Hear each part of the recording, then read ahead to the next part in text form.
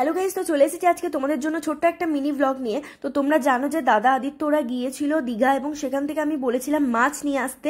সেই কারণে ওরা পুরো পেটি ভর্তি করে মাছ নিয়ে চলে এসছে। আর কি দারুণ প্যাকেজিং করে দিয়েছিল। প্যাকেজিংটা করতে মেবি 300 থেকে 350 টাকা মতো নিয়েও ছিল, কিন্তু প্যাকেজিংটা দারুণ ছিল। এরকম প্যাকেজিংয়ে তোমরা মিনিমাম 2 দিনের মধ্যে এক জায়গা থেকে অন্য জায়গায় মাছ নিয়ে যেতে পারবে, নষ্ট হবে না, খুব ভালোভাবেই থাকবে। তো প্রথমেই আমাদের চলে এসেছে গলদা চিংড়ি, যেটা পুরো দারুণ লাগছিল খেতেও। আর চিংড়িগুলো ছিল প্রচণ্ড বড় বড়। কারা কারা চিংড়ি মাছ খেতে ভালোবাসো অবশ্যই জানিও। কিন্তু এখানে প্রচুর পরিমাণে দীঘাতে মাছ কিনতে গেলে চুরি হয়, তোমরা দেখে নিও।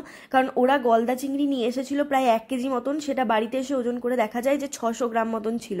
আর এই যে এখন এরপরে চলে এসেছে আমাদের শো স্টপার মাছ, ইলিশ মাছ, যেটা তো প্রচণ্ড ভালো লাগে আমার খেতে।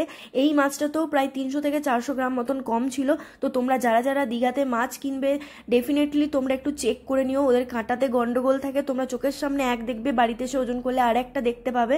আর এরপরে দেখো চলে এসেছে আমাদের কাঁকড়া। কাঁকড়া খেতে তো আমার দারুণ লাগে, স্পেশালি উদয়পুরের যে কাঁকড়ার ঝাল রেসিপি বিখ্যাত, সেটা তো আমার দারুণ লাগে।